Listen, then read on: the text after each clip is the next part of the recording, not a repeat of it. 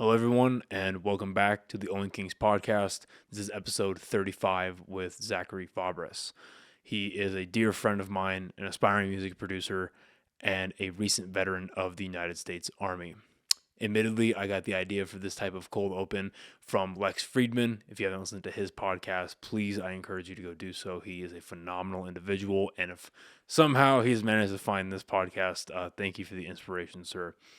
If you wish to support this podcast, please go to organicpricebooks.com. And when you make your purchase, use promo code NOAH, N-O-A-H. That will get you an additional discount on your order, as well as sponsoring this podcast.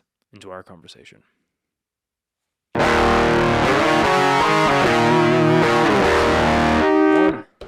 Thank you for being here. Hell yeah, man. Thanks for having me. I'm really excited to do this. I am. Whenever this first started about a little over a year ago, and I was trying to conjure up okay, well, I can't just sit in front of a mic and do this for hours on end. I don't want to go insane talking to myself. Who the fuck am I going to have on? You were tippy top of that list, dude. Fuck yeah, you was in the fucking top 5 for sure. It's like that. He's a funny motherfucker. So I'm going to have that dude on. But no, seriously, you are one of my favorite people to talk to. And I'm really glad we got to do this before you headed out to California. Yes, sir. So thank you for taking the time, man. I appreciate it. Thanks for inviting me, man. This is cool. The school you're going to in California, what is the school? So Cheers, by the way. Hey, cheers, man. Big cheers, by the way. It's a good fucking way to run a podcast. Yes, sir. So yeah, the school you're going to, mainly music production, but what's the school? What's it about? Yes, so it's a music production school in Burbank. It's called Icon Collective. The thing about it is its niche, basically, I would say, is electronic music. No shit. So during the interview process, just like a big company like Google, they want to see if you fit the environment, and I think that's one of the ways that they determine if you're a good fit or not. They ask you, did you look around at any other schools? And I told them I had, and those schools, they were just more broad music production, I would say. They didn't really get into the culture and the whole thing about EDM basically, and that's what caught my eye, and I think they saw in me that I fit their culture. No shit. That's awesome. So with EDM specifically, what about that grabbed you? So I've been listening to electronic music since high school. Yeah. I always liked hip hop too, but electronic music just that just really grabbed my attention. Just how the music's made, the sounds that are used, and then I've also gone to music festivals. Yeah. Between high school and now, so I've been part of that culture as well. And I said, "Fuck, how do I put this? How do I live in that environment and still be able to potentially make money to just pay for my life in general?" And I said, fuck, that the most basic thing is learning how to make the music. Right. No, yeah. No, for real. So is your goal to, because I know, again, I'm very naive to this whole culture and this whole scene. From what I know, my personal knowledge, it's music production or music producers. They make the music for an artist, or they'll help, it's what the title is. They'll help produce whatever it is for that person, and then you have in EDM, you have the DJ, you have the actual artist, so it's like a Skrillex or an Avicii or whoever it is making Right. that. So where do you fit in with that? Where are you going to fit in with that spectrum? Do you think? So I think a little bit of everything you just said, but mainly what I want to do is so let me kind of break it down a little bit. A lot of people get DJs and producers confused as the same thing. So I'll tell somebody I'm a music producer, I'm gonna go to a music production school to get better at it, and they're like, "Oh, so you're a DJ?" And I'm like, "No, I'm actually not a DJ. I don't know how to DJ." But so producing is the more technical side. It's the composition. It's knowing music theory, sound design, mixing and mastering. It's basically starting from scratch and building your song to what you hear on the radio, basically. Right. And then DJing is just taking all the work that you've done in the studio and then showcasing it using decks, and then you can do different mashups and mix different songs together to create essentially a new song. But yeah, that's basically what that is. Right.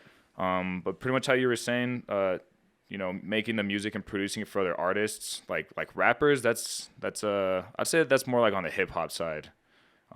where, you know, you produce a beat and then somebody raps over it. But mostly in EDM, I would say you just kind of build the whole song from scratch, and that's basically how that goes. Right. So you're the guy making. You would be the person on stage at the festivals. Yeah, like yeah. One day, ideally, that's I would say that's my end goal for sure. That's what I want to do. No, that's crazy. I mean, that's a good goal to have, and I feel like you're going about it the right way. I remember when I was in high school, that's when Skrillex really popped off. It was like 2011, 2012. And I remember looking at that and thinking, well, this is certainly a new thing. I don't understand it. I don't understand what this is. It sounds like my dial-up monitor having a fucking seizure. But, I mean, I'm sure this is going to catch on. This is a brand new thing. And I remember the biggest criticism of that was it's not music. Mm-hmm. It's not music. I've heard that. And it's not hard to make. I was about to bring that right. up. But from my point of view, I looked at that argument, that statement, I guess, the criticism, and I was like, okay, you do it. You figure out how to make these robotic sounds. How to make these, like, I don't even know like the correct terminology. Like that's how like complex and foreign that is to my brain. You know? Yeah. So yeah, I mean, you hit it right on the spot. I remember being in high school, and I even used to say that, like, oh, like, dubstep is just a bunch of random robotic sounds. How hard can that be to make? And then nowadays, I know I'm like, it's pretty fucking hard. It's leaps and bounds harder than not to make any shots here, but it's a lot harder than making like a hip hop beat for sure. Well, I would imagine, or even like playing the guitar. There's an entire, cause that's really my only musical background.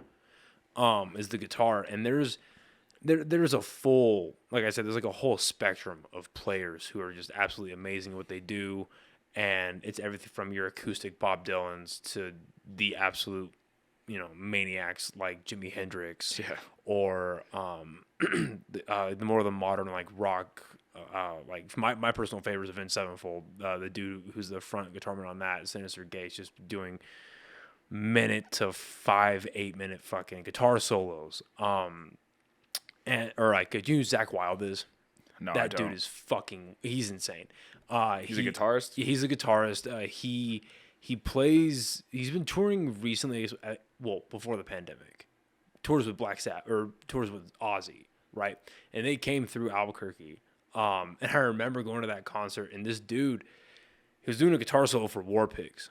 That guitar solo was only like, I think only like 4 minutes, as if that's like a short amount of time. Yeah.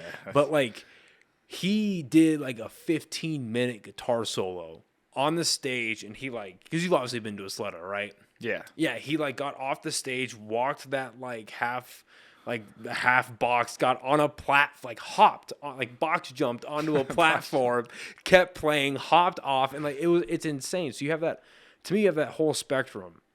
But at least with the guitar, to a layman, there's somewhere to start. Mm-hmm. You know what I mean? Like you can get an acoustic, you can pull up some tabs, you can go on YouTube and look up how to read a tab, and then you can play the same two songs everyone learns, which is fucking "Smoke on the Water" by Deep Purple and "Smells Like Teen Spirit" by Nirvana. Okay, that's what everyone learns, right? And then hot cross buns, I'm sure. But where do you start? Do you just start taking a baseball bat to a computer with your fucking EDM? like where do you start? Man, that's a good question, and I wish I would have known the answer to that when I first started, because I've tried to start producing multiple times and I've given up. So at this point, I've been producing for a little bit over 2 years now. But I tried to start first when I was like 18, and I had that problem. I didn't know how to answer that question. Because I would basically just hop in and I would try to lay down basic drum patterns, had no rhythm or any idea what the hell I was doing, and I would give up. So that's a pretty hard question to answer. I think if I was to advise somebody that's just starting out now, even just a simple how to make a basic hip hop beat on YouTube, really you just gotta do it. Just watch videos and then try to replicate it. Well, I was gonna say, like, right before the pandemic, you had started making beats off of your laptop, mm-hmm. and so kind of, I guess, like for you personally, and I think it's important that you note that you failed multiple times. Yes. Right, and that's super important. But where did you like start finding that traction? Like where he's like, okay, maybe I actually have something here, and how do I build on that? When was that like that small moment for you, that little spark?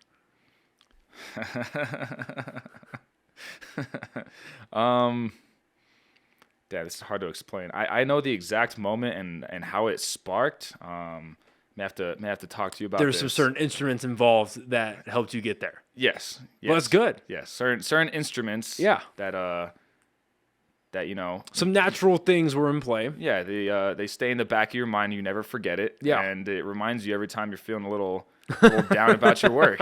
No, I mean, but to kind of hone on that first part, I think that's super important that a lot of people, especially today, and again, this was only amplified by the pandemic, is that failure is okay.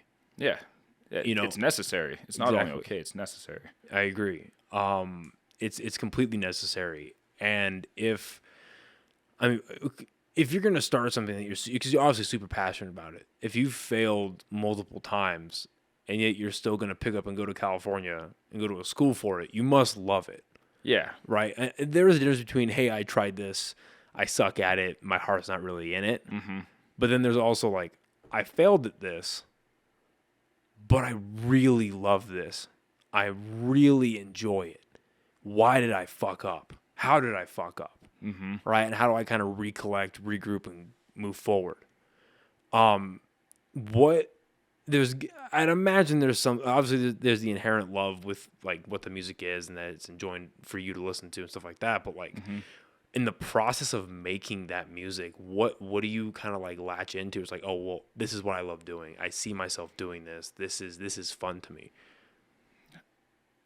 Damn, that's a good question.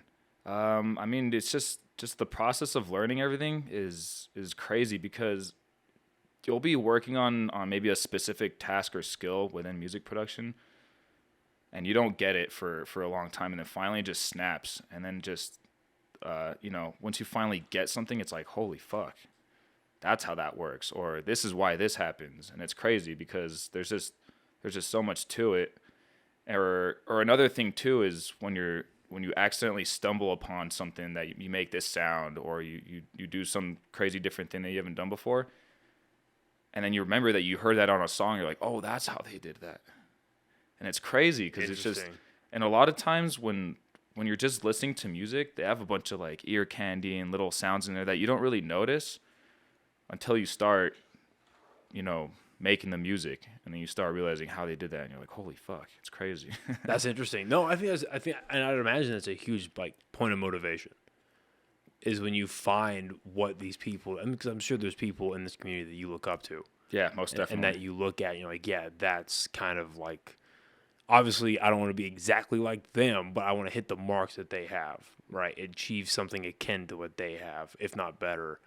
So being able to figure out their footpath without them actually having to actually tell you it, there's got to be some sort of motivation there. Yeah, most definitely. So who are those people in that community?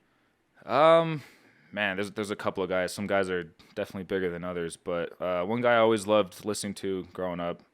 My friends always make fun of me because they're like, "Oh, you're obsessed with him." But this dude, Martin Garrix. Yeah. He's very big. A lot of people have heard of him. Yeah, huge. But another guy that I really like, his name is Jaws. And he actually went to the school that I'm going to. No shit. So it's just, it's just really cool seeing someone go through that school. And there's actually a pretty big list of people that go through that school and end up playing shows and, make at least somewhat of a name for themselves. So these people have a track record of producing like incredibly successful alumnus. Yeah. Yeah. No, that's awesome. And I mean, you know me, dude. I fucking hate school.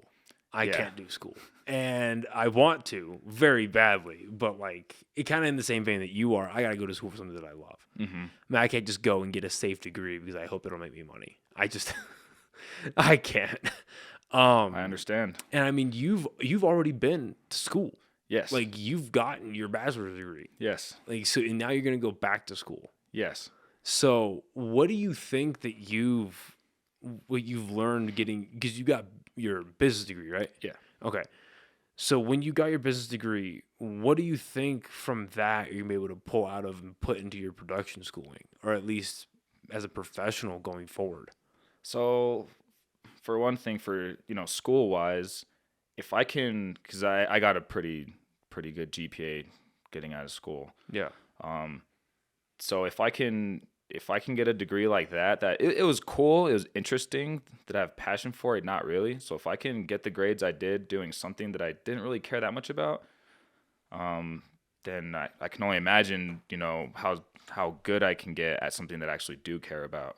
And that's one thing that kind of, I think it was good for me to go to school first, because it just kind of, I kind of learned that I can do good. I do pretty good in school. I like school, honestly. I like the structure of it. I'm a very structured type of person. If there's no structure, I kind of just like waste the day away. No, I fucking get that. But as far as learning business, there's definitely a lot of skills from going to business school that I think I could apply to, building my own brand. I took a lot of entrepreneurship courses, so that I think will definitely help in the long run for sure. Yeah.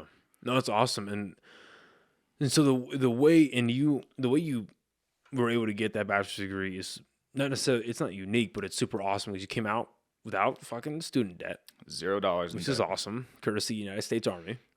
Thank you, Uncle Sam. And you just ended up finishing your contract with the Guard, so congratulations. Thank you. That's a pretty big fucking thing. I'm so excited.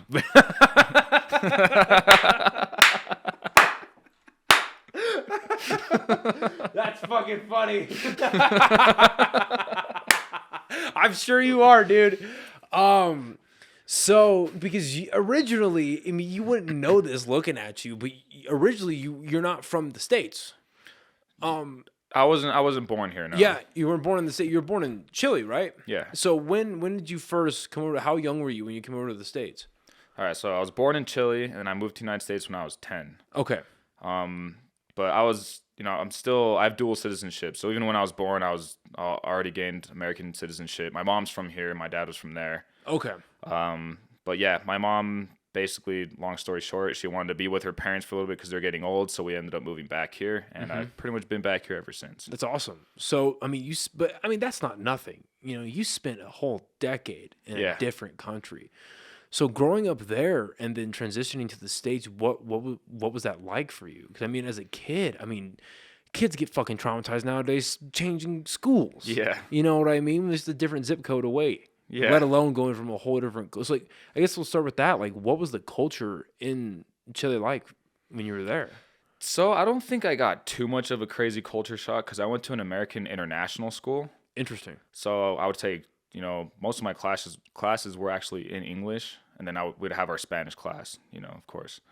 And also grew up watching Nickelodeon and Cartoon Network, so I had the American culture already. And then of course we spoke English at home with my mom. So the shock wasn't too crazy.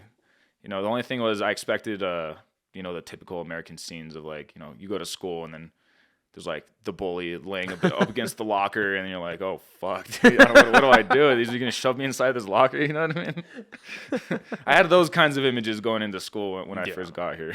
Yeah, it's the generic American experience. Yeah, exactly. No, that's cool. So, and then when you went so your mom's family is from New Mexico then? Yeah. Okay. So you grow up going through New Mexico. At what point did you decide, hey, maybe the military is a route that I can take?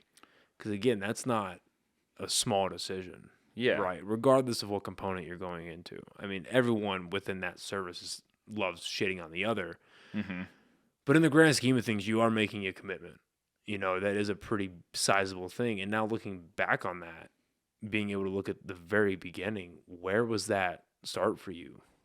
So, I mean, just like every other kid in America now, I grew up playing Call of Duty, so all that cool tactical shit always caught my attention, and watching movies, Jarhead, all that cool shit. But I think what really did it, I mean, my brother was in the same unit that we were in, so he made the first step, and then it was just easy to talk about it. He was a point of contact for me. I was able to ask him about things.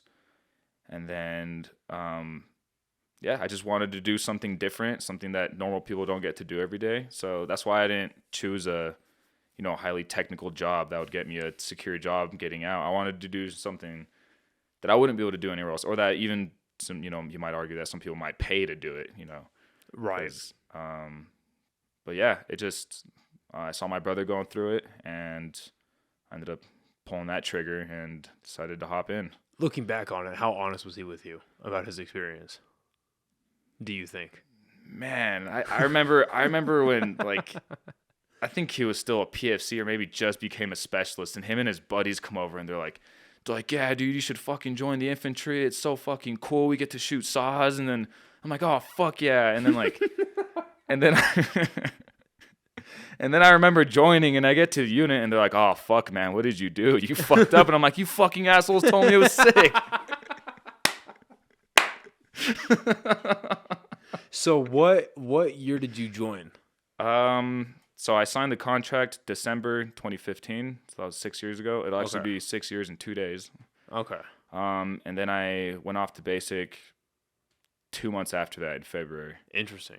So what was that like? Because what I like doing is, like I said before we started here, I had a old high school friend of mine, Victoria, on, and she is a Marine Corps drill instructor.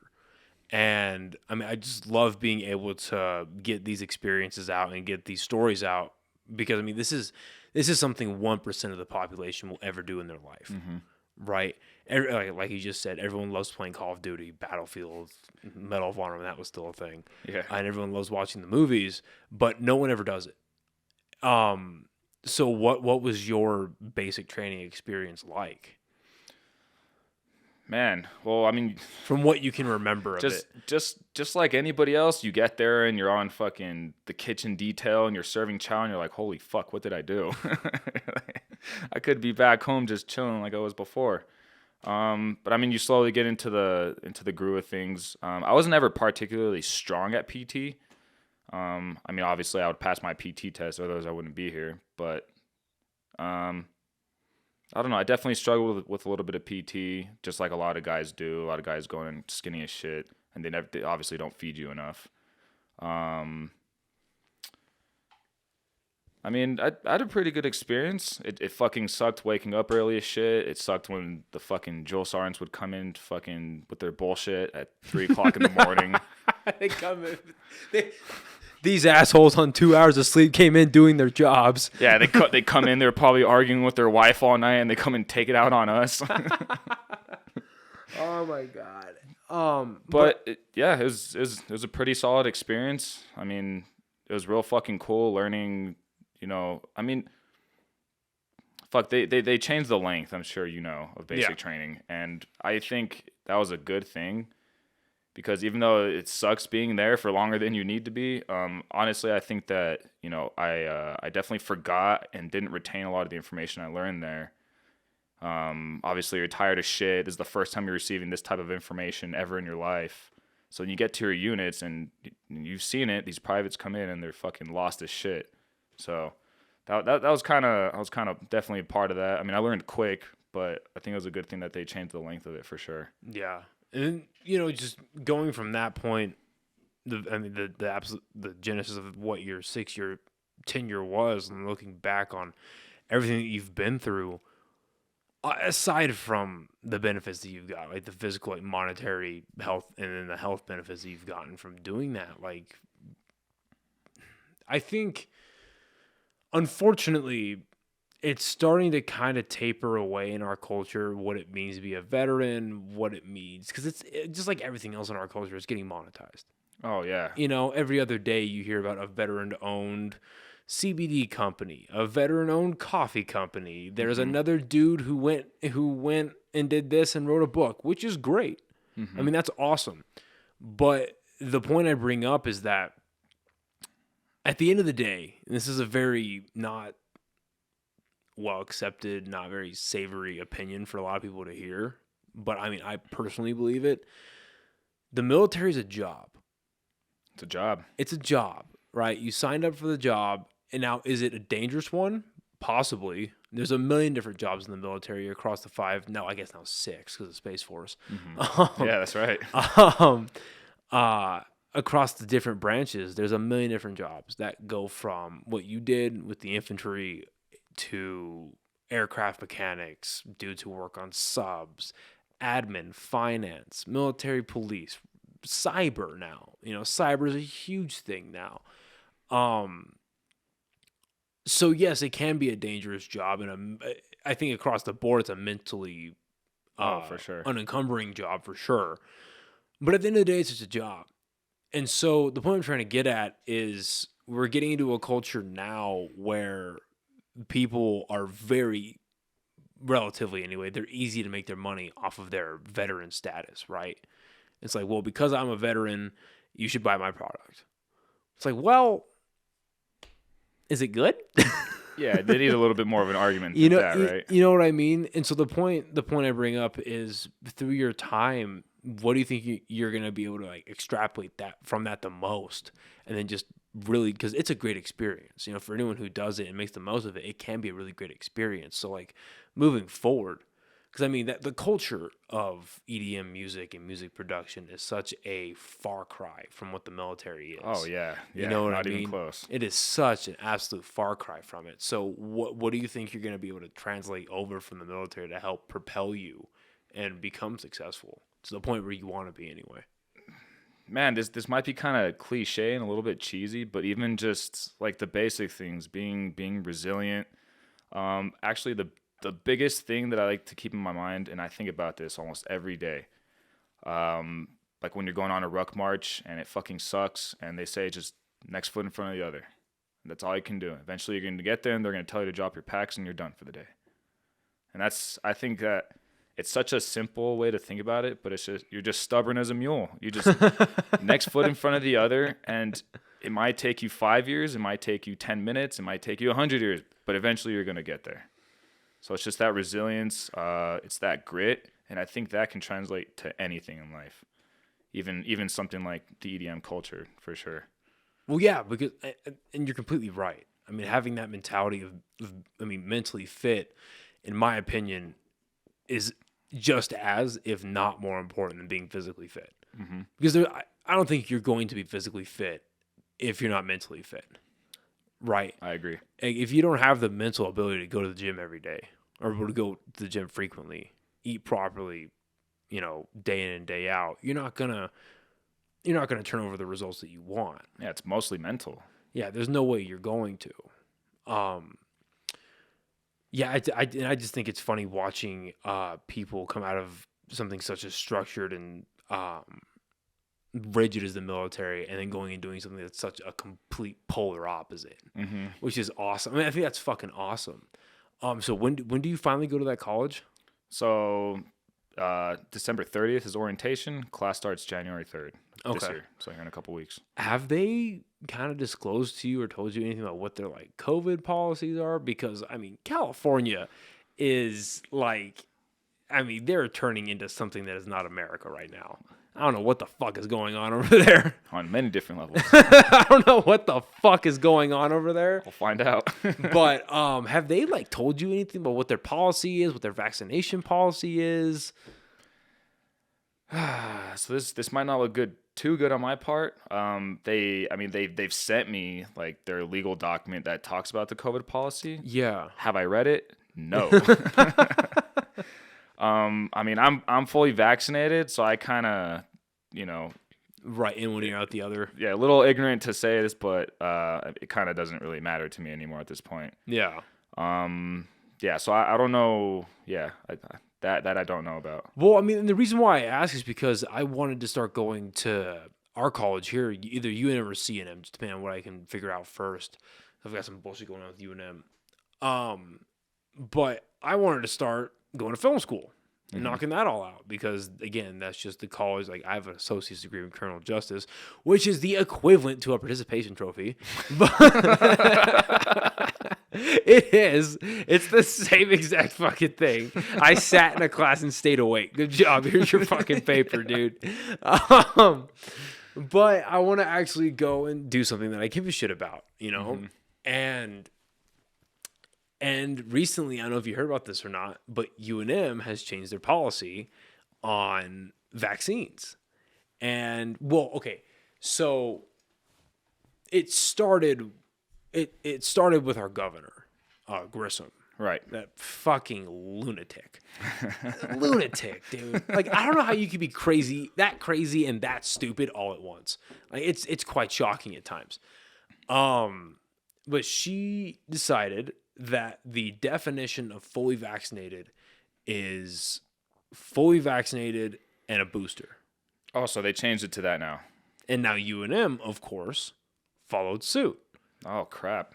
So I'm over here like, okay, yes, I'm fully vaccinated, but that's where I cut the line right there. You're fully vaccinated with the 2 vaccines. With the 2 shots. Yeah, the 2 shots. The 2 shots. Not the booster. Yeah, I got Moderna. Me too. And I'm really hoping that, because there's a lot of studies that are out now that are saying that if you got, like, specifically the Moderna shot,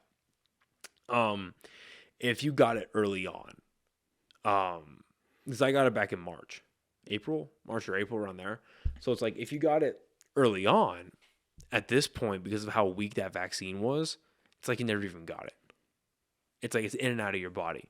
Okay. And I'm trying to get some things set up to where I can get all my shit tested, right? Like my blood work, sperm count, T count, all that stuff. Because I'm sure you've heard the same things that I have about the vaccine having side effects.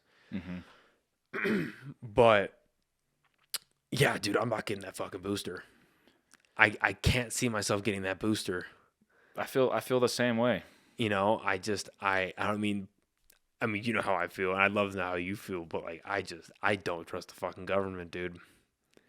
I can't do it. See, it's so hard to think about this whole thing because it's like, obviously, I do too. I have some trust issues with the government. Who doesn't, right? Yeah. But then you try to be someone that's logical and you try to listen to the science, but then you're like, well, where are they skewing information? Are they fucking like what are they doing with this data? You know what I mean? And then there's just so much misinformation online. You're like, fuck, dude, like, what do I believe? Like, because I've been taught that I'm supposed to trust, scholarly articles, but are these the fuckers that are lying? You know what I mean? So it's. No, I agree. That's why I don't even pay attention to it anymore. It's just so much stress. I'm just like, see, and that's the line that I walk every day. It's like, I don't want to care, right? Like, I do not want to give a shit about what's going on right now. Like, I know, like inherently, I know that if I just sat back, didn't give a fuck, and just let this all happen and stayed ignorant, more likely than not, that would be, at least in the short term, that'd be beneficial for my mental health. I just be like, okay, you know what? It's all happy. It's really fine. Is. I have a roof over my head. I have food in the fridge. Yeah. I'm okay. This is okay. But then, like, just my brain is like, no, it's happening. It's all happening. They're have to fucking, you know what I mean? I'm like, oh my God. And it's, and you bring up a really good point, like, about the misinformation. I'm sure you heard about the Facebook whistleblower, that whole thing going down. No, I don't think I did. Okay, so this lady, I'll look her up real quick. There's a lady that went and testified in front of Congress. Well, in front of a panel for Congress. So they got like the select Congress who didn't have the day off and made them sit in front of a panel. Okay. And that's probably what it was. And so she went and testified in front of them about Facebook. And she disclosed basically a bunch of shady shit that the government is doing. And, well, Facebook is doing in coordination with the government. And go to Google. There we go. And what she was bringing up was 2 main things. The first thing was that Facebook, and because like Zuckerberg now at this point owns Facebook and WhatsApp and Instagram, right? They have that whole monopoly. And she brings up how Instagram is it's perpetuating young females specifically, between the ages of 13 and I think they said 19, 21-ish, perpetuating eating disorders. And so, not because you can always assume that, right? Because like fitness influencers and celebrities and the fucking Kardashians, they made their money off of their bodies. Yeah. You know what I mean? Like, say what you want, but I mean, Kris Jenner made an entire empire off of her daughter's bodies. You know what I mean? Like, that is a house full of fucking psycho women. Yeah. All right. Yeah, most definitely. And so, but the problem was that Facebook has data that shows eating disorders affecting women getting worse upon higher uses of Instagram, all by tracking their login data, what they're doing, their scrolling data, all that shit, right? Holy shit. Oh, yeah. And then something like, let me see if I can find this lady's name. Damn, that's fucking wild. Doesn't surprise me, though. Let me zoom in because my eyes suck. Frances Haugen. Okay. So here we go. This is just in case. NPR is just as corrupt as the other ones, but who cares? Just gives me a little bit of pointers. So that was the first major problem that I pulled out of that. The second one, that unless this article is reporting on it, I hope it is, but I haven't seen anyone talk about it, is Facebook has they have recorded data on the Chinese, the Russians, and the Iranians using our social media to manipulate our politics. How the fuck do they do that? That is a confirmed thing that they have. Well, they do it through multiples of ways, right? Okay. So what the main way they do it, believe it or not, is fucking bot farming, trolling, and memes. That I am not even making this shit up. What they do is they fucking go in there with disinformation, cloaked with the thin veil of memes, and they fucking post that shit. They propagate it, and it goes viral. Everything goes viral now, but it goes viral, and then everyone reads it, and they're like, "Oh shit, that must be true. I read it. I believe it now," because that's how just people work. That's just how people work, you know. Why do you think like Fox, MSNBC, CNN, why they make their money? They see it, they believe it, and they digest that and download that on their kids, right? You know. That's like a South Park episode, man. Dude, this whole thing is just a whole clusterfuck of South Park and Black Mirror just all come together. Yeah. That's why I think Black Mirror stopped making fucking episodes, dude. They'd say, "Look outside. There's your Black Mirror episode." Like, what the fuck, man? So they have data of these servers coming in from our enemies. Right? From our known enemies coming in to manipulate politics here, to manipulate the just social think, right? Here. And funny thing, another study came out of this, and the top 20 Christian pages on Facebook, right? The top 20 of them. 19 of those bitches, Russian bots. Good God. Russian-led bots, right? It's all their AI and their algorithms working to conjure up really the worst of being a Republican and the worst of being a Christian, which is hate, right? Which is the dislike of others.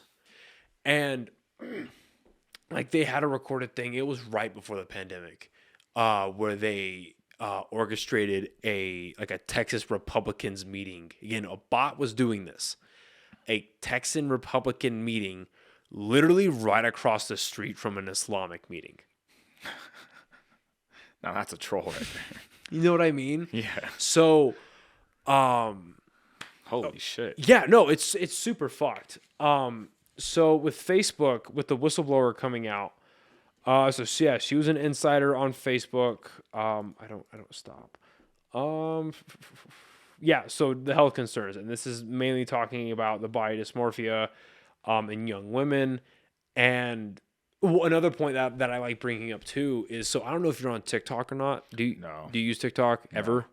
No, okay, never. Good. Just stay that way, because like, dude, I was so against TikTok for the longest time, and then I was like, it can't be that bad. I mean, it's just scrolling. Like, who gives a fuck?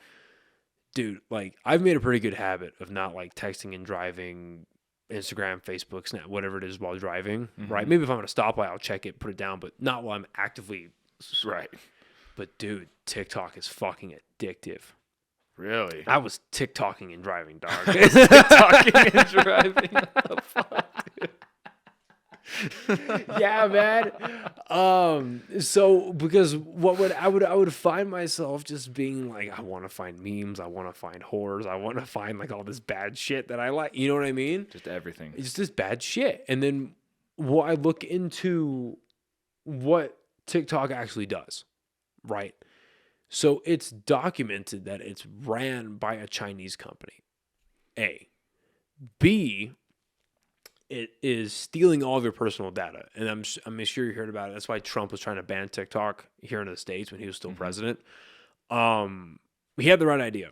Unfortunately, he had the right idea. Sad that like the Biden administration literally repealed everything that Trump was doing pretty much. But the problem is like, so let's say you've got your phone, right? On a app like Facebook or Instagram, if you've got your feed is pre-generated. And then as you go through your feed, it'll edit and modify compared to what you're reacting to, what you're spending screen time on looking at. You know, it'll do that. That's pretty basic for just keeping you on an app. But what TikTok does is it does all of that. But so let's say you're looking at a video and you even like scroll up for this like a certain amount of time. It's like 3/4 of a second or a second and a quarter. Like if you slow down on something. Well, not only that, but like if you know how you can like go in between posts, right? So imagine that, but on a TikTok. So you got a video playing here and a video playing here. If you stay enough time in that where this video down here is still playing, it will start generating an algorithm based on that video. And then if you're interested in that video, if that's right, then it'll start kicking out all sorts of shit. Damn. Oh yeah, it's a war for your attention. Oh yeah, it's a war for your attention. So anyway, that's super fucked. And that's why and that's now why you see that's why you see China putting their bans on internet usage. I don't know if you saw that or not, but if you're under the age of like 13 or 16, you can only like a collective internet and video game time, you can only be on for like 3 hours a week and then 2 hours on the weekends. That's pretty restricted. Yeah. So like on the one hand, it's like, well, I mean, that's super micromanaging of your population. That's right in line with what China does. Probably shouldn't do that. Now, on the other hand, they see what's important and they see what's going on. Meanwhile, we're over here arguing about gender identifications. And like, am I non-binary? Am I a demi boy? Or am I a plethora of things that don't exist, right? Just mental illness that's being perpetuated. But the reason I bring all this Facebook stuff up is they've been investigating them still. And I'm sure you've seen it on Facebook where you'll scroll and it says, this post, you can view the post, or you can view the image. But if it's like a graphic content, you mean? Exactly. So whether it's graphic content or it's a COVID-19 thing that's been deemed incorrect, or if it's just misinformation. Oh, okay. Right? It gets that little warning and it says our third-party fact checkers have deemed this not true, or like having mistruths, right? Well, they got their fucking Facebook lawyers into court and they're like, what the fuck is going on, right? And the Facebook lawyers admitted that their fact checkers, their third-party fact checkers, entirely based on opinion. Well, that's a little bit of a problem, isn't it? Does any of that surprise you? Not really. Not really. Does any of that bullshit surprise you? No. Because what I think is interesting, and I'd love what you think about this. Facebook, Instagram, they've pretty much become a news source. Would you agree with that? Like that's and I do, and I think that it's a big problem. Right? Like it's a hub to get your news. Right? I can't remember the last time I went to Fox.com or CNN.com or watched cable TV. Right? Can't remember the last time I did that. But sure enough, a bunch of articles on Facebook and Instagram. And there's an argument that I've heard, and I think there's some merit to it. I don't think the internet should be regulated, but treating the internet and treating social media as a utility, meaning that it's something that everyone has an inherent access to, like water, gas, electric. You know, what do you think that should be? There should be a state a government provided internet, so we all have access, not only for social media purposes, education, health benefits, but just like in general. I think so. Do you think it's in our future? I think so. I think it's definitely. I mean, the majority of us already have it. I mean, we basically all already have access to it. If you have a fucking cell phone and you have internet, you can go down to your local Starbucks, buy a $4 coffee, or you don't even have to buy a coffee. I'm sure that nobody's gonna kick you out for just using the internet. Right. So I mean, I think so. Yeah. I mean, I don't really know too much about it. So from what I know, I think that's where we're headed for sure. Well, because I think the internet, I don't think you can really do anything without the internet nowadays, right? You need that, right?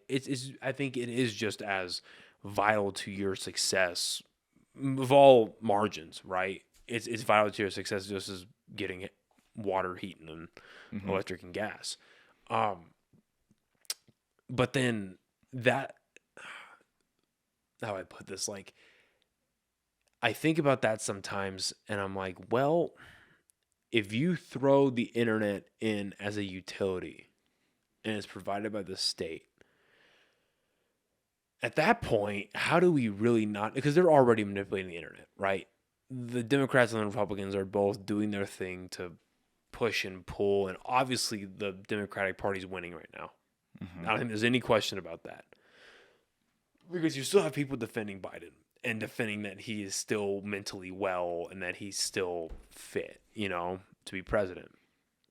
But I feel like if you make the government, or if you have the government provide internet, that's kind of just the true beginning of the end right there. You know what I mean? Because it's like, well, who's controlling what I'm looking at right now?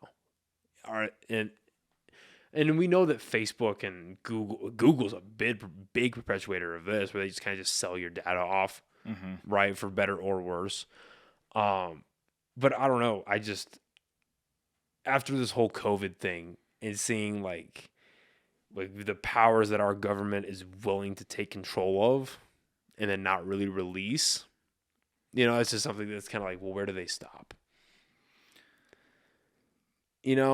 No, I know. I definitely agree. I definitely agree. No, I don't get it, man. Fuck. See, here's the thing. This is how I've kind of visualized COVID and where this could be a whole, plandemic, as they say. Who knows if it really is or not, but I just like to entertain it sometimes, and maybe it is true. So the U.S. is always doing a bunch of covert shit. Things that we never fucking ever know about. Yeah.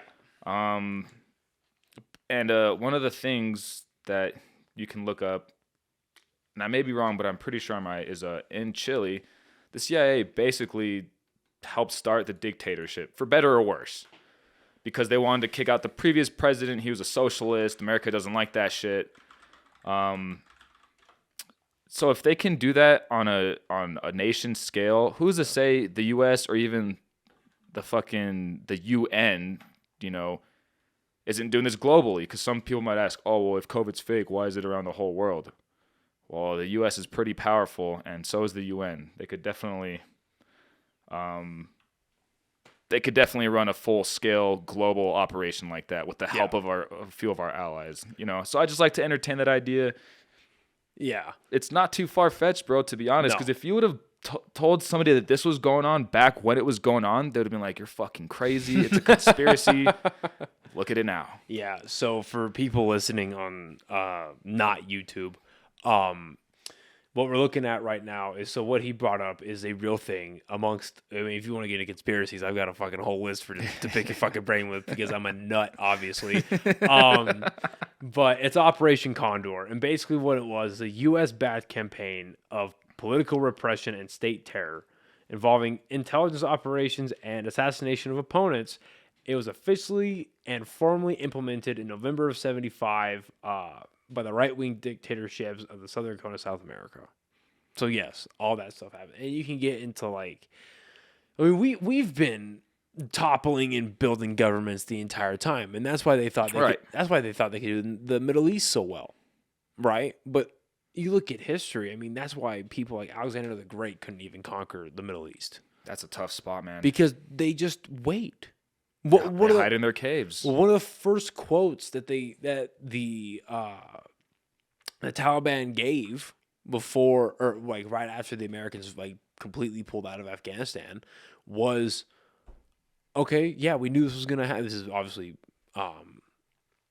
not verbatim, but like, yeah, we knew this was gonna happen. We just had to wait. Now they're gone. Another foreign opponent is gonna come in and try to take this, and we will wait then too. You will never have this land. You're not gonna win, dude. And so, yeah, no, you look at shit like this. You look like the Tunguski experiment. Tunguski experiment. Do you know what I'm talking about? So basically, what it was ran by the CDC, and they had a outbreak of syphilis in. Oh God, I forget where the On purpose? No, well, the syphilis just happened. Okay. Operation. Oh, just had it. Tuskegee. Okay. Tuskegee. The Tuskegee syphilis study. Okay. So, ethically abusive is a very nice way to put it. So basically what happened is they had a syphilis outbreak in Alabama amongst African Americans. Okay. And what they told these people is the men, right? It was all men. And they're like, hey, we've got the cure to syphilis.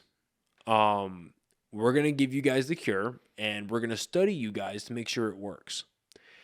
In reality, they gave 100% of their subjects a placebo. Oh, what's the point of that? They wanted to see the full effects of syphilis. Without the subjects having to worry about it? Like, we're getting the cure. Uncured syphilis. What happens to the body? Yeah, it's just fucked up. It's just super fucked up. That is super fucked up, man. So they tell them that it's going to last only like 5 days, and then they're like extended it to a month, and it ended up lasting 40 years. It lasted into the 70s. So they told all these people that, or I'm sorry, they weren't treating syphilis. They were treating, where it says right there, it was for their, quote, bad blood. They say, hey, you've got sick blood. We're going to fix it for you. It's okay. The government's here. The CDC ran this shit. And there's still, and by the time that they had solved all this, yes, it was extended to 40 years. And then they ended up coming up with syphilis, or they ended up coming up with penicillin, which would cure syphilis, but they never even gave it to their subjects anyway. They just let them die. Oh yeah, no, it's super fucked up.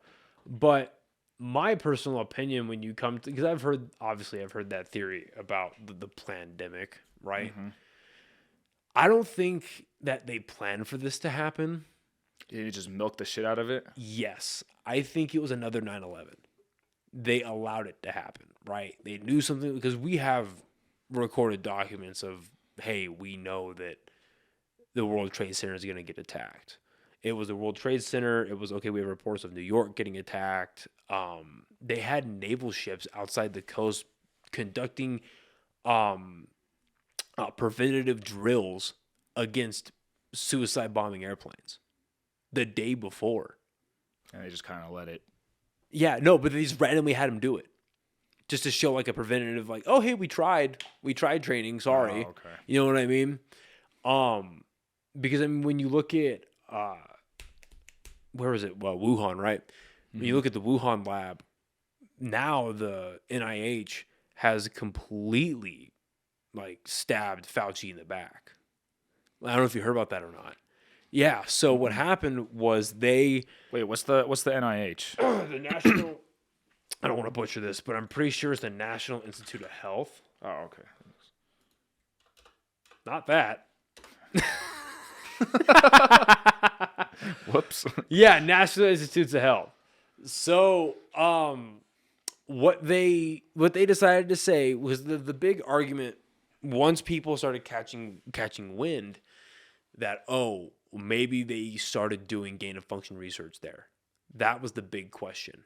Do you know what that is, gain of function research? Basically what you do is you create an enhanced version of a virus to eventually combat that. An enhanced version of the virus. Of a virus. Right? Because you had SARS-CoV-1 back in like 2005. That burst outbreak. Right? And then they cured that. So basically they took something like that, or maybe they took that actual virus, I'm not too sure. But they're performing the gain of function research on these viruses, and they're like, okay, we can make these stronger, but then beat it. Stronger, and then beat it. And then we're going to keep doing that so we can just advance science, right? This is how science works. Mm-hmm. So the question was like, okay, well, that went fucking wrong. And in 2017 and 2018, that Wuhan lab had bad investigations going on with it, showing that they had safety hazards and they had cleanliness mishaps where they were failing these inspections, but they just somehow managed to keep their funding and they somehow managed to stay operational. So that was completely looked over, right? Like, okay, whatever. So then we get into like June of 2020, I think. 2020 or 2019? 2020. 2020. 2020. And the conversation is, okay, what hand did America have in this? What did we do? Because we fund everything everywhere anyway. There's no way we didn't fund this. So what hand did we have in this pandemic? So Fauci famously worked in that Wuhan lab. That's why he originally got appointed. Oh, from what I believe, he worked in that lab. And so they're like, okay, well, all the news outlets are like, all right, Fauci, what gain of function research have you been doing over there? Well, I don't know. He's like, what? And it went from like, I don't know, to like absolutely no gain of function research. And that was the statement. No gain of function research up until like, honestly, like a year, like for a full year, up until like the summer of this year. And they're like, hey, we're starting to find contradicting reports. And then like September or October of this year, the NIH flat out came out and was like, yeah, the American government funded that lab. We were doing gain of function research and that shit got out. Oh, so that's like until that's confirmed now. That's how COVID started. Okay, so it wasn't a fucking idiot eating a live fucking bat like they tried to say at the beginning of everything. There's some truth to that still. It's just that it didn't just magically come out of a bat's ass. Like it was the virus came out of a lab, it got into a bat, and then it probably got into the wet market somewhere. I mean, there's a few different ways, a million different ways it could have happened. Well, there's a million viruses there anyway. People wear masks in China for decades. Yeah, they're used to that shit. They're dirty. Like, it's just not Chinese people, but like, it's just a dirty country. Mm-hmm. They're known for that. They're known for their pollution. They're known for their trash. That's just how it is. So they come, because, I mean, dude, like, put in perspective, right? Because we're in December now, the end of 2021. Yeah, 2021. Dude, a year and some change ago, you would get fucking crucified on the internet.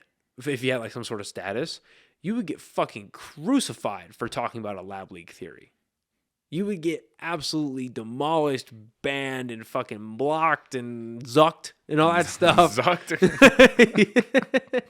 You would get absolutely screwed over for talking about a lab leak theory. But now, that's how COVID started.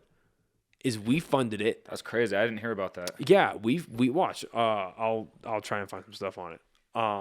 Gain of. So I have a question then. Yes. Maybe after you finish research up with this. Fauci. So, see now even things like fucking. Yeah, even the Washington Post is starting to say that and they're far left, and they're starting to say, yeah, the motherfucker's a liar. So now we have, research in China, yeah. So, but the NIH, let me see if I can find a gain of function research. NIH. And if I can't find it on Google, I'm gonna find it on DuckDuckGo. Is DuckDuckGo less Yeah. restricted? It's less restricted, and you just find more things there. Like it's not It's not Google censor shit. exactly. It's not censored by the fucking left.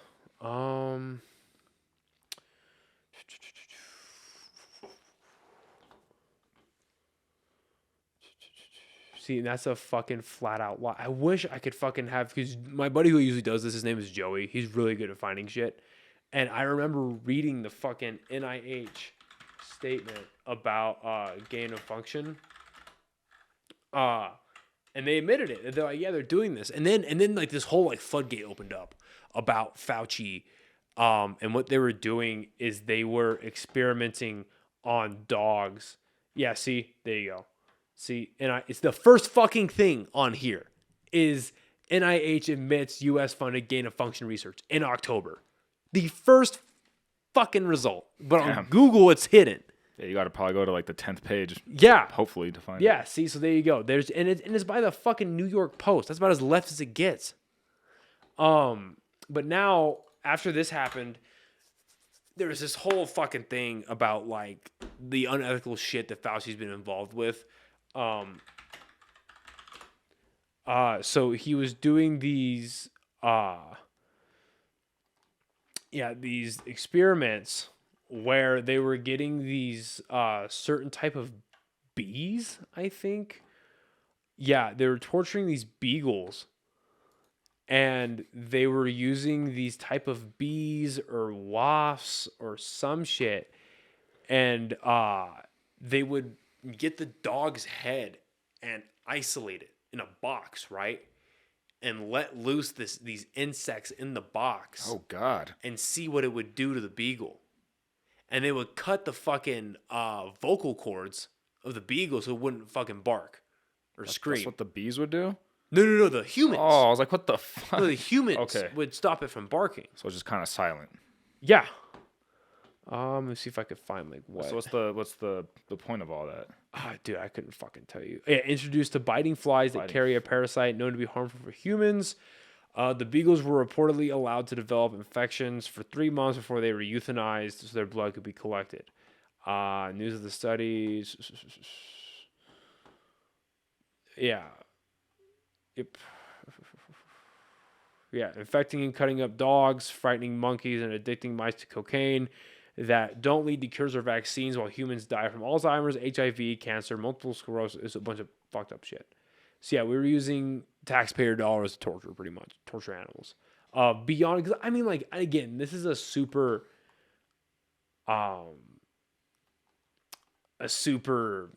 again, not accepted thought process, but I think that there is a necessary evil in science. Like, we need to figure out what works and what doesn't, and if things get hurt and if things die, that really sucks. Yeah, it's trial and error. But doing it egregiously like that probably shouldn't. But what was your question? So I was going to ask, because you say you could go on for days with your conspiracies. So you were saying that you don't think the U.S. necessarily started the pandemic, at least on purpose, but they're just kind of milking it at this point. So in your opinion, let's say that there's a lot of sketchy shit going on.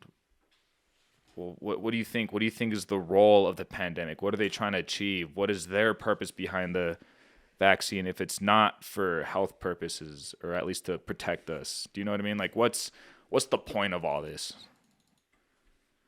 Because I'm sure they're not just doing any of this. Like, are they trying to do some sort of population control, just some kind of political gain, a little bit of both? Okay. Because there's thoughts and opinions on all different sides, but a lot of them are pretty far-fetched. A lot of them sound downright stupid, and I think you might have something a little bit better to tickle my ears. So I'm trying to find this meme. And basically, it was like a list of everything that Alex Jones was right about. And it's like, it's listing a bunch of shit, and it's like, you are here. Because Alex Jones, I think, and it's funny, I just had this conversation with a friend of mine, and because he's from Mexico, originally, and he came to the States. We went to the same military school, and now he goes to school at NMSU. His poor bastard. He gives me a call. I mean, he sends me a couple of voice messages, actually. And he goes, dude, look, man, I really think you're smart. I really respect you. You're one of my great friends, okay? But, like, listen, I know you're vaccinated, all right? You need to fucking look into what's going on with the vaccines. They're not fucking telling you the truth. They're hiding the information. They're fucking da, da, da, da.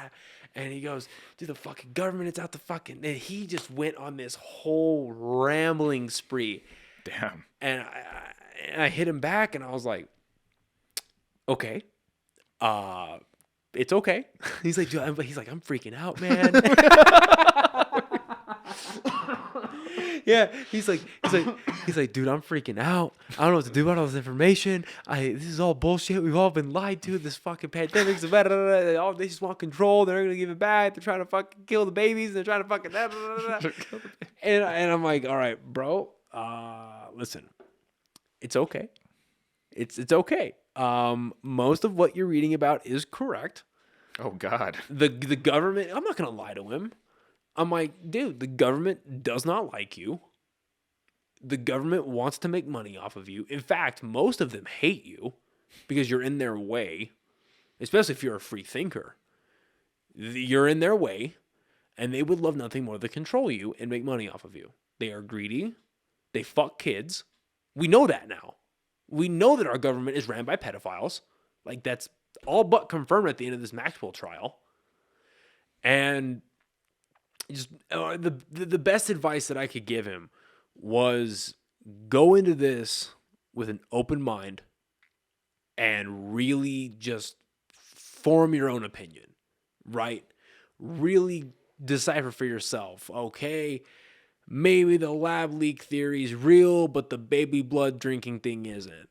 Maybe 9/11 was not an inside job, but maybe we're wearing masks forever. You know what I mean? Like, decipher what you want to believe. I don't personally believe that, like, the moon landing was faked or anything like that, right? That the Earth is flat. Or the Earth is flat. Yeah, I don't believe any of that. But, like, so to go back to your question about the pandemic, what role does it play? So I think this goes back, like, and again, I can only go through the scope of a 24-year-old, right? Like, of the time that I've spent on this planet, what I've experienced, and what I've taken the time to read. Mm-hmm. I think, and I'm kind of eating my words now, because I used to have a person I was pretty close with, and she still is a nurse out in Nebraska. And we were talking when this pandemic first started, and I was talking to her, and I was like, look, I really hope, because, I mean, look, in the beginning of the pandemic, you're finding all of these infection numbers skyrocketing. People are dying. New York is out of ventilators. Mm-hmm. Italy's killing people. Like, dude, I remember watching videos out of Spain, right? They're putting old people that are still alive. Like, you cannot find these videos now. I have tried. I have fucking tried, right? But I swear to you, I saw videos where it was old people getting stuffed in body bags by paramedics that were still moving. In Spain. God damn. Yes. It was mass pandemonium, right? It was fucking insanity. So I looked at all that, and even from the beginning, you could kind of see, like, okay, COVID's bad, but who is it hurting the most? People with diabetes. Old people, exactly. People with lung diseases, people with heart disease. Basically, if you've led a shitty lifestyle, or if you have really shitty medical predispositions, stay the fuck inside right now, man. You should not be going outside. So I was like, hey, this is just my point of view, what I can kind of come up with right now, but, like, I really hope that when we're done with this, and how naive I was, it was back in, like, April, I was like, man, we'll be out of this by September. Didn't we all think that, man? I was like, you know what? When this is all said and done, let's just hope that this gets treated by our government like the medical 9/11 that it is. We see how broken our medical system is when a real thing comes out. and we take it seriously. People take their health seriously. They go to the gym. They stop fucking shoving down McDonald's every damn day. You know, they do something with their lives. Wishful thinking. Wishful thinking, indeed. Because who the fuck stayed open during the pandemic? Not small stores, not even small shop, like grocery stores. No, it was Walmart, Amazon's, the Targets, the Mickey D's, Whataburgers. You know what I mean? Gyms closed. That was a great idea, wasn't it? How convenient. Yeah. Gyms closed. And even like, I remember one of the earliest studies that came out during the pandemic was, hey, UV light pretty much destroys this thing. So, look, man, I'm not an educated individual. And then they closed national parks, too. Yeah. And camping grounds. Yeah. That doesn't make any sense. Exactly. So, like, I'm not a formally educated individual. I got this is my knowledge on the streets, you know? But, like, but no, like, I spent my fucking pandemic playing Dark Souls 3 and reading the internet. Like, you know what I mean? I got a lot of shit downloaded on here now. It's not good. But, like, I look at that, and if I'm the president, I'm like, hey, everyone has mandatory, I'd run it like a prison. Like, hey, everyone's got mandatory yard time. Get outside for an hour. Mm-hmm. All of you. Disinfect that COVID. Fucking, you get that shit out, right?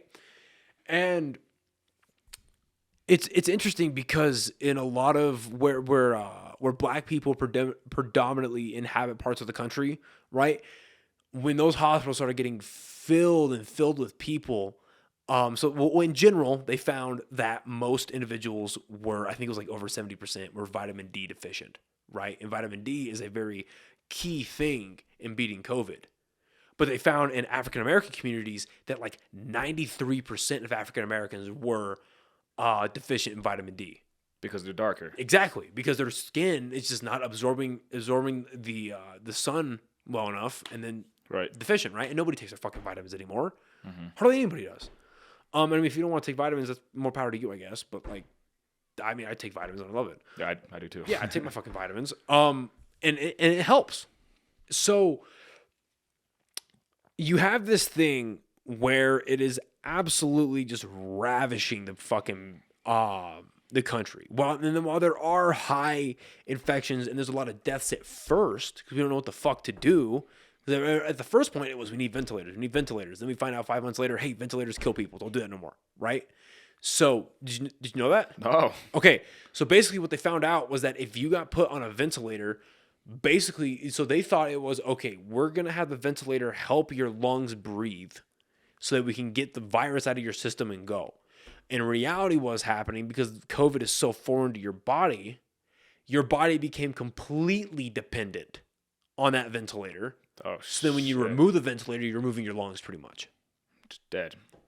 So the ventilator was a death sentence for most individuals, right? So you're seeing a lot of infections, you're seeing a lot of deaths at first. So the natural response is, well, these deaths are going up. They're going to go up as long as the infections are going up. This is a bad deal. What we're finding out now, especially with everything that we can do to beat COVID, it's a 98% survival rate right now with COVID. It's pretty fucking high. It's astonishing. The flu is deadlier. Now, if you say that and you have a platform, thank God I don't. I'm going to be honest, man. I can say what the fuck I want. It's great. YouTube ain't going to watch fucking 3 hours of fucking podcast of my stupid ass. But like, let me tell you, man, they're not going to. But you know, if you say that now, you get fucking canceled. You get ripped off the internet. You get your platform taken from you. But it's the truth. There are a higher percentage of deaths from the flu than COVID. But because there was that fucking pocket of time, that first, I'd probably say 8 to 9 months, where it was like, what are we doing? Yeah. It's like standstill, basically. It's like, do I see my grandma?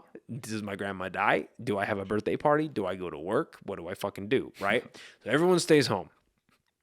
And then the government is like, okay, hang on, guys. It's okay. There's government assistance. It's okay. So the government assistance fucking falls through and it's barely giving anybody anything at first, right? We get 3 stimulus checks that amount to $4,000 over the course of 2 years. Okay, who the fuck, right? Why even do that at that point? It was a waste of money. It really was. It was a waste of money. In my opinion, the stimulus checks were a waste of money.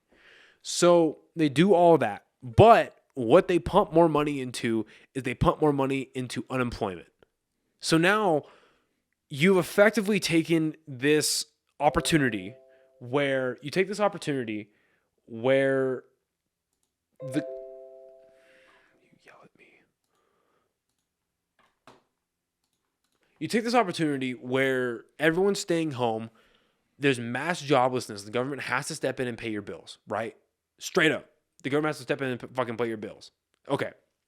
So now you've effectively turned most of America into a welfare state, right? There is no lower middle class anymore. In reality, during the height of the pandemic, there was no lower middle class. It was public assistance class.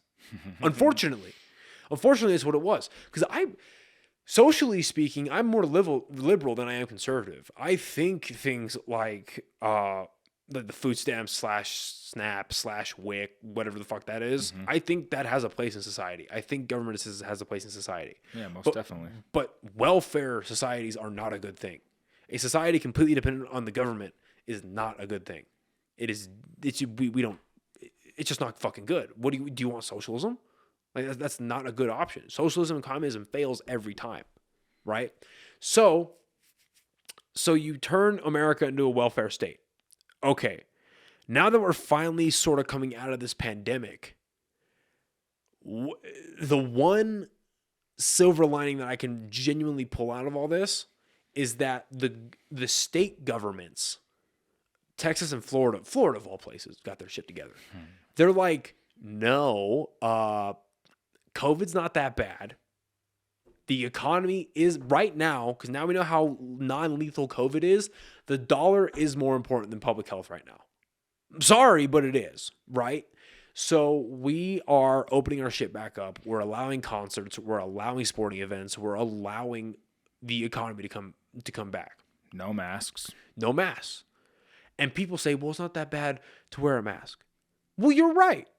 Putting a fucking cloth over my face is not bad. But the government telling me what to do, that's a whole different scenario. It's not a fucking mask. You could tell me to put a clamp on my nose, right? You could tell me to wear a I Love Joe Biden shirt. It doesn't matter. The fact is that you're telling me what to do. That's the problem. So you have a welfare state and you come out of this, but people are still dependent on the government, right? Then you enter the vaccines. Now, there is some solid science behind the vaccines. There is some great science behind it, and I would never discredit that. And it seems that for the most part, it's not going to cure COVID. But what it's doing is if you get COVID and you're vaccinated, you are significantly less likely to be hospitalized or die. Mm-hmm. That's great. Thumbs up. Good job. The flip side of that is, again, it's not just, hey, listen, guys, we've got a vaccine. We'd really appreciate it if you got it. We have help now for COVID, right? It's not that. It started out with, hey, get the vaccines available. Then it went to, hey, get the vaccine or we're going to end up mandating it, maybe. Then it went to, for some people, get the vaccine or you lose your job. Mm-hmm. Get the vaccine or you can't go to fucking concerts. Get the vaccine or you can't go to restaurants. In New York right now, you cannot go out and do things in society without a fucking vaccine card. They just did that, right? That was like 2 months ago, yeah. Oh, 2 months ago. Yeah, it's been a thing. So it's like, okay, well, why do you think everyone is fleeing California and New York? Because they can't fucking deal with those politics. And then, again, in the age of the internet, you look across the water. What they're doing right now in Spain, in Italy, Australia. Australia is turning back into a fucking prison camp. That place is completely closed off, basically. Yeah, that place started as a prison camp hundreds of years ago, and it's going to end as one, unfortunately. You know, you've got cops running people down in the streets because they're not fucking vaccinated. People are getting arrested for being out in public without being vaccinated. Austria, Same exact thing.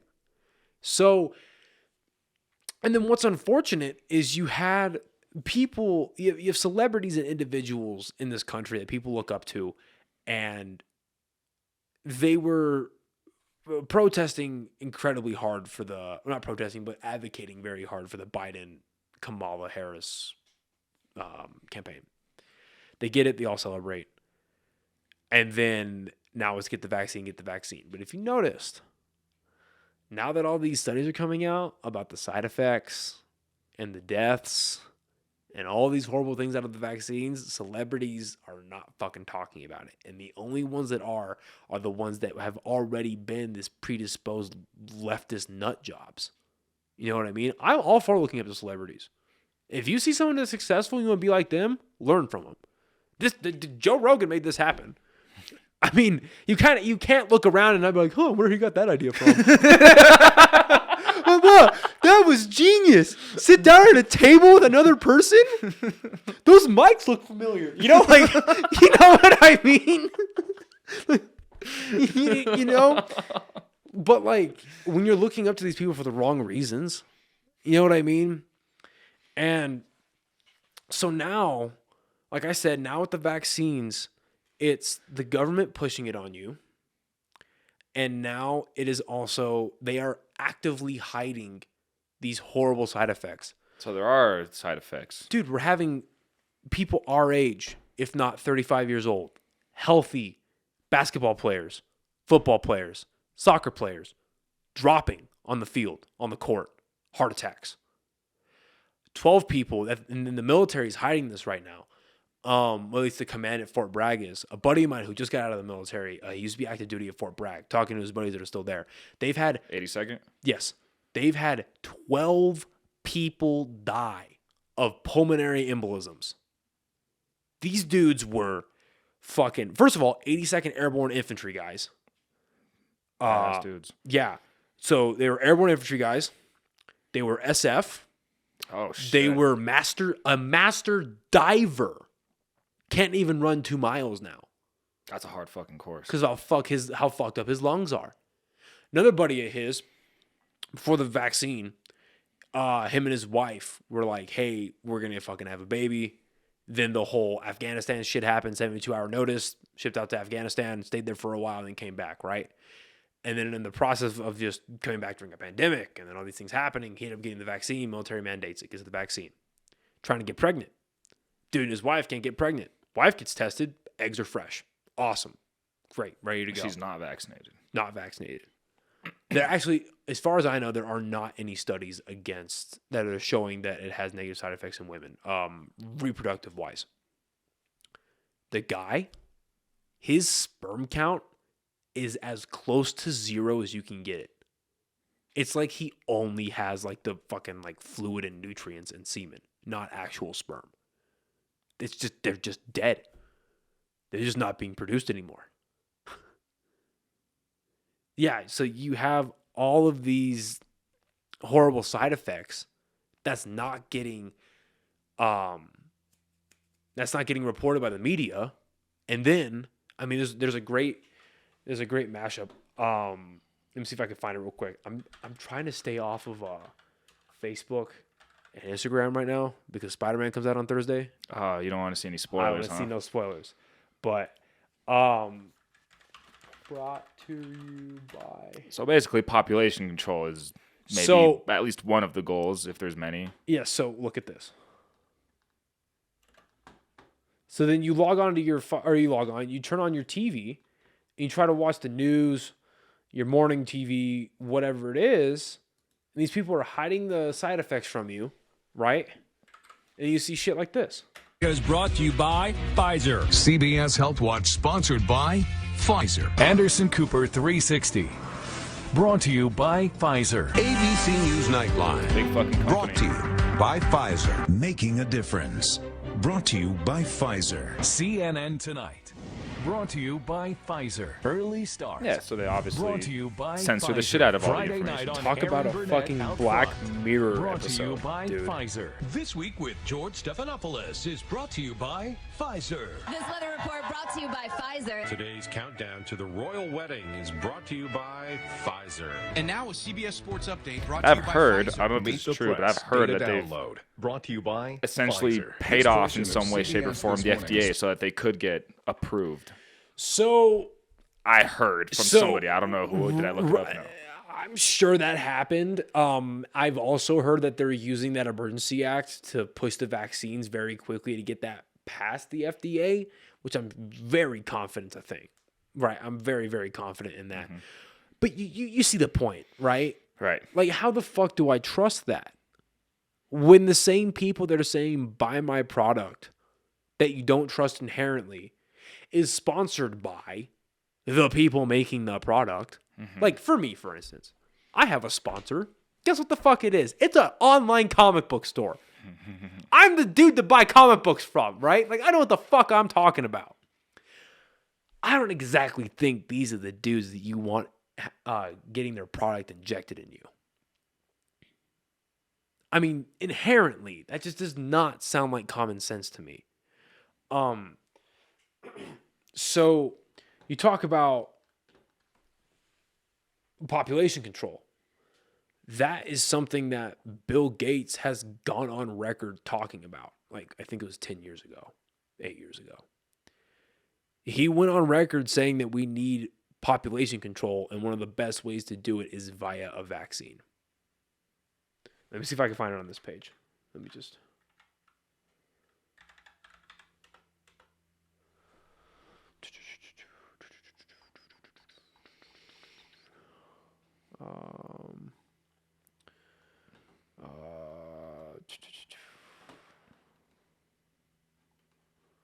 this whole thing is just super fucked. Let me see if there's just... Let's see what this whole thing is. The ultra low frequency weapons. Kill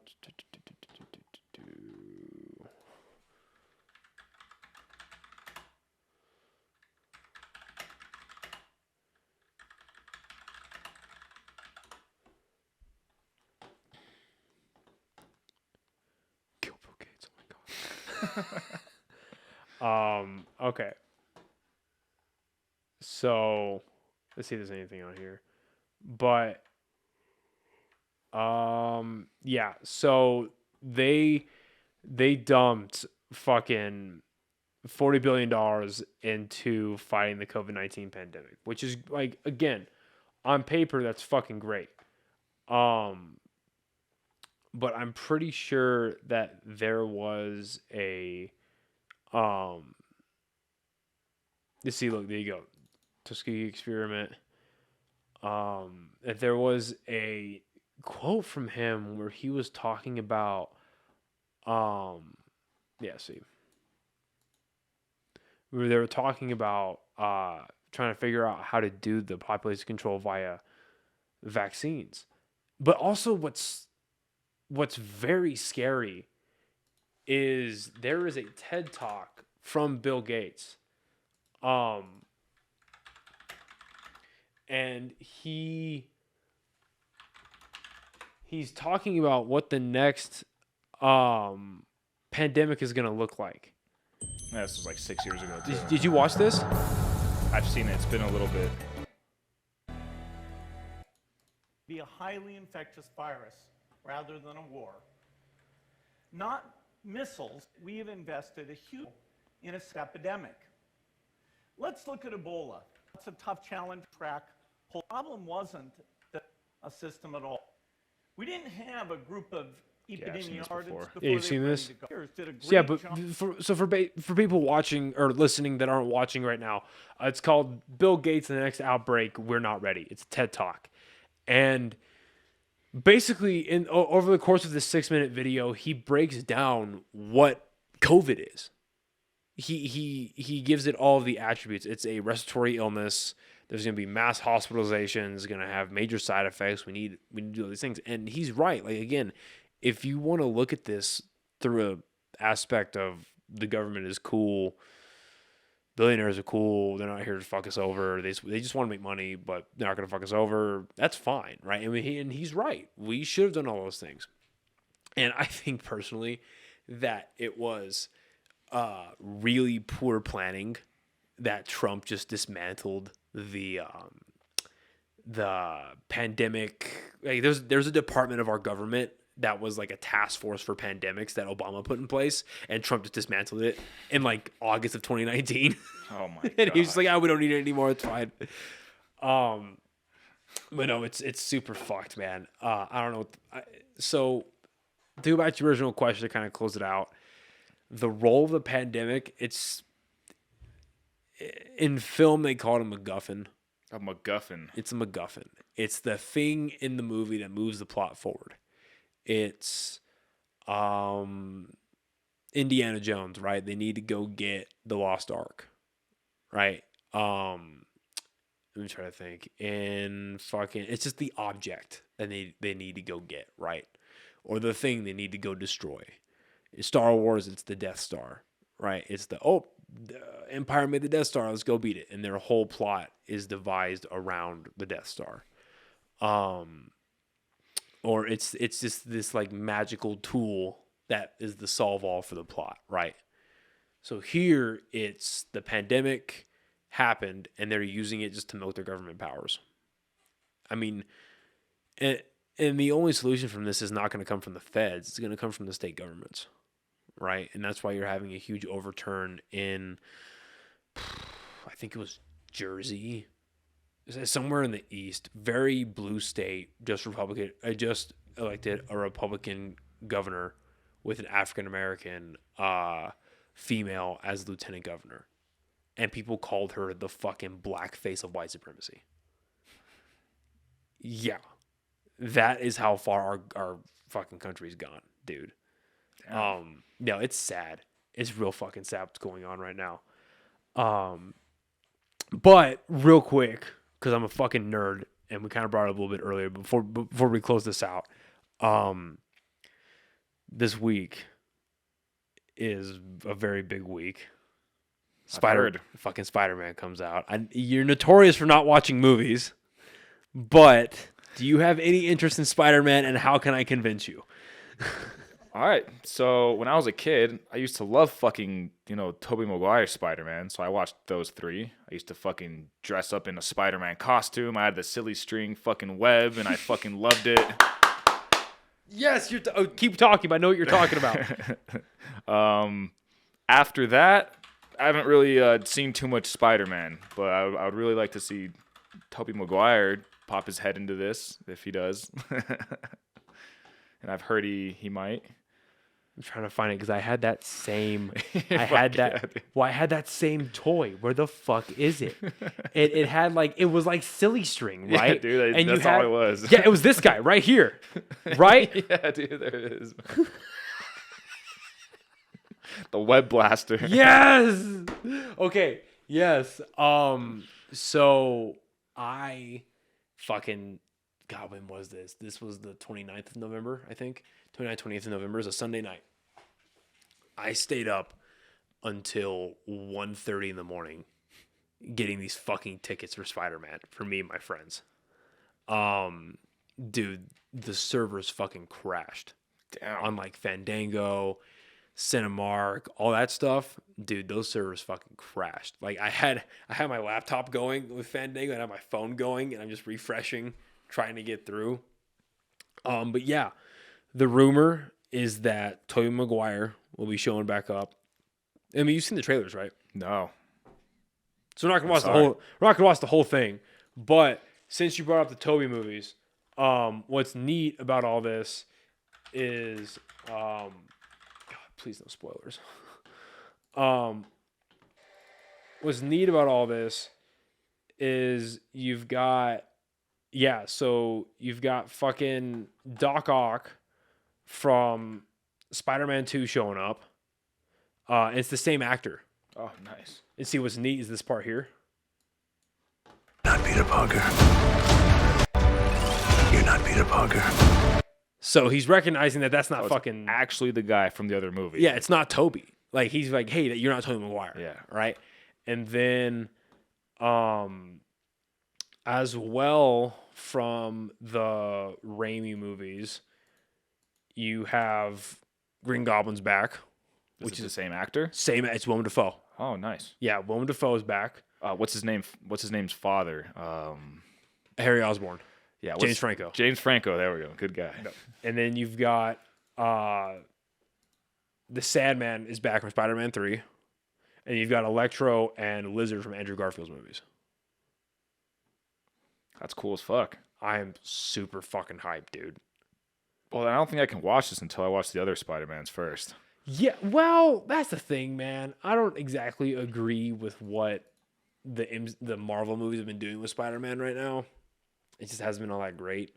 The only thing you need to know going into this movie is at the end of the last one, Spider-Man No Way Home, or Far From Home, rather, the main villain, Mysterio, he reveals to the world that Peter Parker is Spider-Man. And that was pretty neat. But other than that, the movies aren't too great. But this one's going to be fucking dope, I hope. And I hope that Tobey Maguire shows up. And the last thing I'll show you before I fucking, before we log off here, is there was I don't know if I spelled that right. There was a Brazilian version of the trailer. In Portuguese, I imagine. Where that shot of all of them coming together, like the villains and shit. They're all coming together. And yeah, so watch the Lizard. Okay, there's only Spider-Man here. Pretty big shot for just Spider-Man, right? Mm-hmm. Focus on Lizard. Do you see that? But he turned around?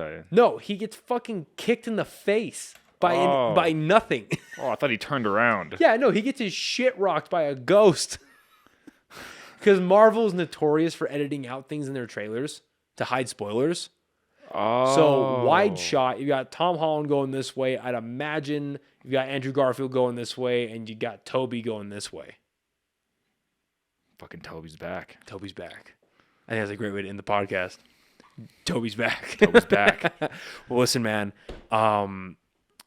Thank you for swinging by. No pun intended.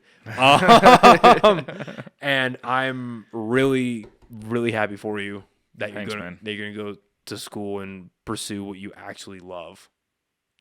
I'm very fucking excited. Me too, man. And congratulations again on getting out. New chapter, bro. Very happy for you. And when do you leave again? The 30th? I'll leave probably like the 27th or the 28th. So right after Christmas. Yeah, right after Christmas. Okay, awesome, man. Well, fucking keep me updated. Yes, sir. You know, keep in touch. Let me know what's going on over there.